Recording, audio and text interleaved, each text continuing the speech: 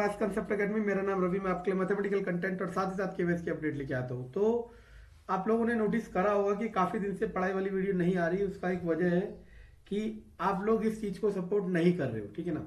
Market में इसे बेच के पैसे कमाए जा रहे हैं और बहुत ज्यादा कमाए जा रहे हैं। मैंने सोचा था कि मैं फ्री कंटेंट प्रोवाइड करके आप लोगों की मदद करूंगा, लेकिन ना तो आप रिस्पेक्ट कर रहे हैं इस चीज की, ना ही कोई और कर रहा है, ठीक है। तो इसलिए मैं इसको इतना सीरियसली नहीं ले पा रहा, क्योंकि मेरे को पुश ही नहीं कर रहा कोई चीज।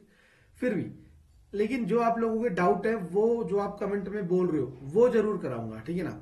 अपनी तरफ से कराऊं ना कराऊं अभी ये डिसाइड करना बहुत बाकी है, क्योंकि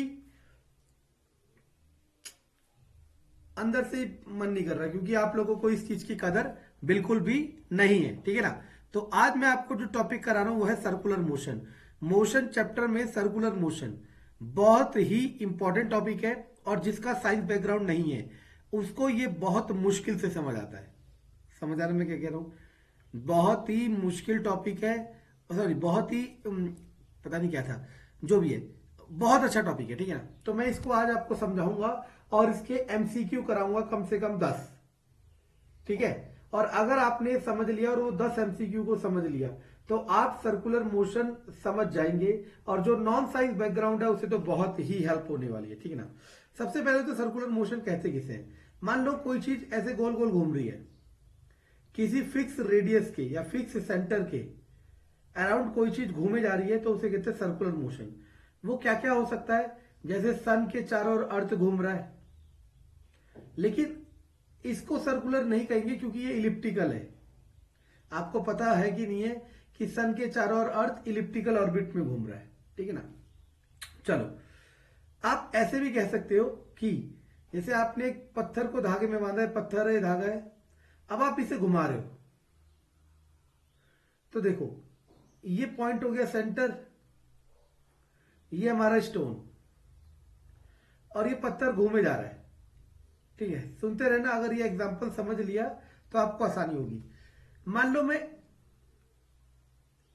इस पॉइंट ऑफ टाइम की बात करता हूं जब पत्थर यहां पे है, जब स्टोन यहां पे है, मैं इस पॉइंट ऑफ टाइम की बात करता हूं, और इस पॉइंट ऑफ टाइम पे धागा टूट जाता है, इस पॉइंट ऑफ टाइम पे धागा टूट जाता है, तो क्या पत्थर गोल गोल ही घूमेगा या ऐसे सीधा निकल जाएगा?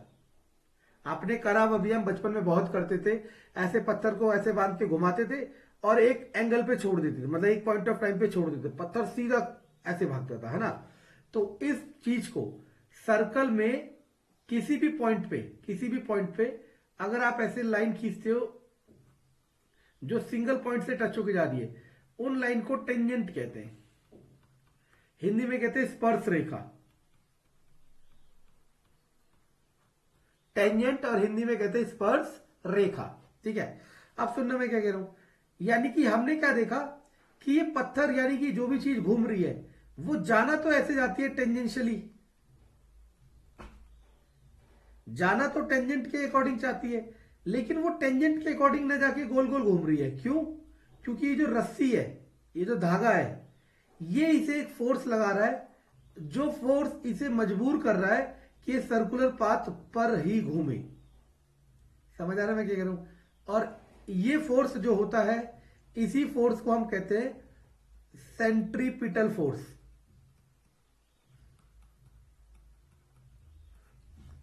समझ आया मैं क्या कह रहा हूं? सेंट्रीपिटल फोर्स किसे कहते हैं? वो फोर्स जो सर्कुलर पाथ पे लगता है, जिसकी वजह से ऑब्जेक्ट सर्कुलर मोशन में रहता है, उसे कहते हैं सेंट्रीपिटल फोर्स। सेंट्रीपिटल फोर्स, अब सुनना मैं क्या कह रहा हूं, सेंट्रीपिटल फोर्स आपको समझ आ गया होता क्या है, लेकिन सेंट्रीपिटल फोर्स लगने की वजह, सेंट्रीपिटल फोर्स लगने की वजह अलग अलग हो सकती है। जैसे इस पत्थर वाले केस में सेंट्रीपिटल फोर्स कौन लगा रहा है? ये धागा, ये धागा लगा रहा है सेंट्रीपिटल फोर्स। अगर मान लेते हैं एक बार को अर्थ और सन वाला एग्जांपल, और सर्कुलर पाथ मान लेते हैं, ठीक है। आधों को तो सर्कुलर ही पता है, सर्कुलर मान लेते हैं। तो अर्थ भी सन के चारों ओर घूम रही है, लेकिन ऐसा नहीं है इसके चारों ओर घूमना चाह रही है, हर पॉइंट पे अर्थ निकलना चाह रही है इसके सर्कुलर पाथ से। हर पॉइंट पे अर्थ की डायरेक्शन इस तरीके से होती है, टेंजेंशियली। लेकिन सन एक फोर्स लगा रहा है अंदर की तरफ, ऑब्वियस सी बात है अंदर की तरफ लगेगा। इमेजिन करो ये धागे में पत्थर बंधा हुआ है तो धागा इसे अंदर की तरफ ही तो खींचेगा, तभी तो सर्कुलर पाथ में घूमेगा। बाहर की तरफ धक्का दे रहा होता तो निकल जाता। तो अर्थ सन के चारों ओर घूम रही है, तो वहां पे भी कोई ना कोई सेंट्रीपिटल फोर्स लग रहा होगा। और वो सेंट्रीपिटल फोर्स जो होता है वो एक्चुअल में किसके थ्रू लग रहा है? Gravitational force.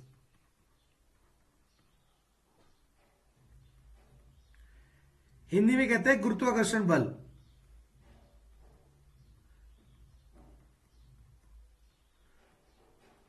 तो ये गुरुत्वाकर्षण बल अर्थ को मजबूर कर रहा है कि ये सर्कुलर पाथ में घूमे, अदरवाइज वो घूमे ना, वो टेंजेंशियली निकल जाए। जैसे मान लो ये अर्थ है, आपको पता है अर्थ के अराउंड बहुत सारी सैटेलाइट है जो घूमे जा रही है। तो इस सैटेलाइट को भी सर्कुलर पाथ में घूमने के लिए कौन मजबूर कर रहा है? Centripetal force.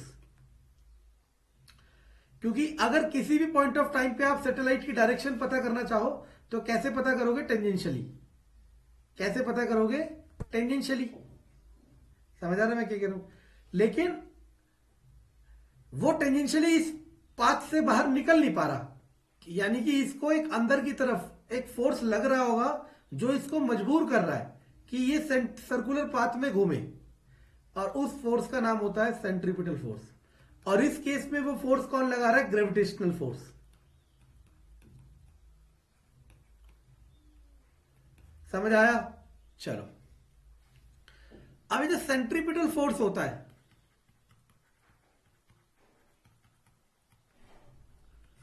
इसका फॉर्मूला होता है, हम इसे एफसी से डिनोट करते हैं, mv²/r। बहुत इंपॉर्टेंट। मान लो ये पत्थर था, ये घूम रहा था सर्कुलर पाथ में, इस पत्थर का जो मास होगा वो m, ये जो रेडियस होगा r, इसकी जो वेलोसिटी होगी v, ये सारी यहां रखनी है। अब आपको एक और चीज पता है, फोर्स का अपना बेसिक फॉर्मूला क्या होता है? ma, Newton second law.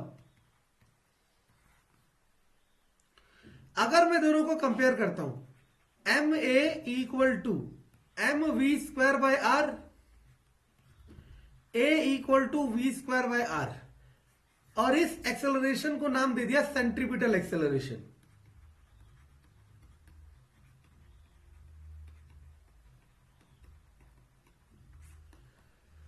अब यहां से एक और चीज सामने आई कि भाई एक्सेलरेशन, त्वरण तो तभी, पहले तो एक्सेलरेशन क्या होता है आपको पता होना चाहिए। मैं प्रीवियस मोशन की वीडियो में बना चुका हूं। सारा बस खेल यही है कि अगर ये पेड कोर्स होता तो आप तारीफें करते, ठीक है, और मैं पैसे कमाता। मैं ये नहीं कह रहा कि मैं कमाना चाहता हूं, कमाना चाहता होता तो अभी भी बंद करके, बहुत बच्चे जो पेड कोर्स में आने के लिए तैयार है, लेकिन मैं इस चीज में नहीं पढ़ना चाहता, क्योंकि मैं चाह रहा हूं कि मुझे जो मिला है उसका मैं थोड़ा सा चैरिटी कर सकूं, ठीक है। लेकिन चैरिटी हो नहीं पा रही है क्योंकि चैनल चल नहीं रहा है, ठीक है, और मैं एकदम के बाद, एक समय के बाद हार जाऊंगा, ठीक है। आप लोगों को वही पसंद आता है जो झूठ बताता रहे, बस रिक्रूटमेंट आ गई, आगे आ गई। अब सुनना मैं क्या कह रहा हूं। सेंट्रीपिटल एक्सेलरेशन आपको समझ आ गया? गुड। अब सेंट्रीपिटल एक्सेलरेशन, यानी कि आपको पता है एक्सेलरेशन होता कब है बच्चों? एक्सेलरेशन जब ही होता है जब वेलोसिटी में चेंज होते हैं। आपको एक्सेलरेशन का फॉर्मूला पता है, v-u/t, और इसको हम लिखते हैं change in velocity upon change in time. जैसे मैं एक रिवाइज करवा देता हूं, मानो ये वेलोसिटी है, टाइम है। अगर ग्राफ इसका सीधा जा रहा है तो आप कहते थे इसका एक्सेलरेशन 0 है। क्यों? क्योंकि टाइम के साथ इसका वेलोसिटी चेंज नहीं हो रहा। टाइम के साथ इसका वेलोसिटी चेंज नहीं हो रहा, वेलोसिटी कांस्टेंट चल रहा है। अगर v भी, मानो ये 50 है वैल्यू, तो v भी 50 होगी, u भी 50 होगी। 50 - 50 0। और जिसको लग रहा है ना कि मैं ऐसा क्यों करूं या नहीं करता, बाद में कर दूंगा, उसका सिलेक्शन नहीं होगा भाई, क्योंकि केवीएस पीआरटी में 20 नंबर है साइंस के, और मैक्सिमम मोशन में से आता है, ठीक है ना। छोड़ो, अब हमें ये चीज समझ आ गई कि भाई एक्सेलरेशन तो जब ही होता है जब आपका वेलोसिटी चेंज होता है। अब आप एक मन में क्वेश्चन सोच के मुझे बताओ, क्या ऐसा पॉसिबल है? Is this possible? मैं क्वेश्चन लिख देता हूं, is this possible to have circular motion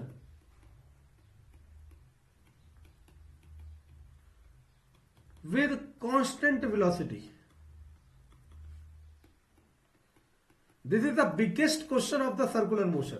मतलब आप धागे को पत्थर से घुमा रहे हो, क्या ऐसा हो सकता है कि आप इसे कांस्टेंट वेलोसिटी से घुमा सको? मानो 60 है तो 60, 40 है तो 40, आप कहोगे हाँ ऐसा हो सकता है, ऐसा हो सकता है। अगर अर्थ और सन वाले केस को आप सर्कुलर मोशन लेते हो तो वो भी कांस्टेंट वेलोसिटी से घूम ही रहा है, तभी तो आपको पता है ना, अर्थ सन के चारों ओर चक्कर लगा रही है, इसी के वजह से एक साल बीतता है, 365 दिन 6 घंटे, और ये समय हमेशा फिक्स रहता है, यानी कि जो उसके अराउंड चक्कर लगा रही है उसकी वेलोसिटी तो कांस्टेंट होगी। लेकिन इसका आंसर है नो। बहुत बड़ा डिलेमा कह लो, इल्यूशन कह लो, क्योंकि वेलोसिटी आपको पता है वेक्टर क्वांटिटी होती है, और वेक्टर क्वांटिटी दो चीज से मिलकर बनी होती है, मैग्नीट्यूड और डायरेक्शन। वेक्टर क्वांटिटी दो चीज से मिलकर बनी होती है, मैग्नीट्यूड और डायरेक्शन। अब सुनते रहना मैं क्या कह रहा हूं। ये जो 60 आप बात कर रहे हो ना, ये मैग्नीट्यूड है, ये तो डेफिनेटली कांस्टेंट हो सकता है, लेकिन डायरेक्शन कभी भी कांस्टेंट नहीं हो सकती। अब इसका मैं एक पर्टिकुलर एग्जांपल देता हूं। मानो ये रोड है, ऐसे टर्न है, ऐसे करके आना है, आप साइकिल चला रहे हो, बाइक चला रहे हो, कुछ चला रहे हो। अब सुनते रहे ना, आपकी मानो यहां 60 स्पीड है, अब आपको ये टर्न ऐसे करके यहां आना है। आप दो ही केस में टर्न पार कर सकते हो। पहला, या तो आप अपनी स्पीड कम करोगे, आपको पता है ना बाइक की स्पीड थोड़ी सी कम करते कि गिर ना जाए, या फिर दूसरा, आपने बाइक रेस देखी है, बाइक रेस में क्या होता है, स्पीड कम करेगा तो हार जाएगा, तो बाइक रेस में क्या करता है, वो अपने आप को झुकाता है। देखा ना, बाइकर अपने आप को झुकाता है, और किस तरफ झुकाता है, सर्कल के सेंटर की तरफ। वो इसलिए झुकाता है क्योंकि उसका बॉडी वेट सेंट्रीपिटल फोर्स का काम करेगा, उसका बॉडी वेट सेंट्रीपिटल फोर्स का काम करेगा, और वो इजीली उस टर्न को पार कर जाएगा। यानी कि सर्कुलर मोशन करने के लिए दो ही कंडीशन अवेलेबल है। पहला, या तो उसका मैग्नीट्यूड चेंज करो, या मैग्नीट्यूड अगर फिक्स रखते हो तो डायरेक्शन चेंज करो। अब आप कहोगे सर हमें समझ नहीं आया सर्कुलर मोशन में डायरेक्शन चेंज कैसे हो रही है। अब देख लो, मानो इस पॉइंट पे जब पत्थर था तो उसका डायरेक्शन क्या था, वेलोसिटी का ऐसा, इस पॉइंट पे था तो डायरेक्शन क्या था, ऐसा, इस पॉइंट पे था डायरेक्शन क्या था, ऐसा। तो हर पॉइंट पे डायरेक्शन चेंज हो रहा है ना। तो वेलोसिटी एक वेक्टर क्वांटिटी है, और वेलोसिटी इन दोनों पैरामीटर से मिलकर बन रही है। यानी कि अगर ये दोनों कांस्टेंट है तभी वेलोसिटी कांस्टेंट होगा। और सर्कुलर मोशन में वेलोसिटी में कभी भी कांस्टेंट नहीं हो सकती। यानी कि ये क्वेश्चन अब सुनना, कितना क्रिएटिव क्वेश्चन बन गया। बहुत कुछ कराना चाहते थे, बहुत कुछ करना चाहते थे, लेकिन अच्छा नहीं। इससे अच्छा मैं 9th 10th का एनसीईआरटी बैच स्टार्ट करूंगा, क्योंकि गरीब बच्चे बहुत होते हैं और वो कदर भी करते हैं, ठीक है ना। मेरे को तो टाइम देना ही है, टाइम तो देना ही है भाई, ठीक है ना, फ्री में चाहे कहीं देना है। तो 9th 10th का बैच स्टार्ट करूंगा एनसीईआरटी, ताकि जो गरीब बच्चा है वो अच्छे से कर सके, ठीक है। आपके चक्कर में उनको साइड कर दिया, जबकि प्राइमरी वही थे, शुरुआत में उन्हें ही लेके चला था मैं, ठीक है। देखो, क्योंकि मुझे चैरिटी करनी है, चाहे कैसे कर लो, ठीक है। अब सुनना मैं क्या कह रहा हूं। अब ये क्वेश्चन आ सकता है कि सर्कुलर मोशन में एक्सेलरेशन 0 हो सकता है? आंसर है नो। क्यों? क्योंकि एक्सेलरेशन जीरो कब होता है, कांस्टेंट वेलोसिटी पे, पता है ना। और कांस्टेंट वेलोसिटी कभी होती नहीं है इसमें। क्यों? क्योंकि इसका डायरेक्शन हर समय चेंज हो रहा है। तो मेरा कोशिश तो यही था कि इसी वीडियो में मैं पीडीएफ एमसीक्यू करा दूं, लेकिन अब सुनना मैं क्या कह रहा हूं। अब जो भी सीरियस एस्पायरेंट है, कदर कर लो समय आते आते, वरना पछताओगे। इतना कंटेंट तैयार रखना, अगली क्लास आज शाम को आ जाएगी, उसमें पीडीएफ क्वेश्चन होंगे 10। मेरे पे कम से कम 1000 क्वेश्चन है, 10। उन 10 क्वेश्चनों को मैं आपको कराऊंगा, और आप समझना कि आपने क्या पढ़ा और क्या आता है, ठीक है। कंटेंट पसंद आए तो लाइक सब्सक्राइब शेयर जरूर करें। धन्यवाद।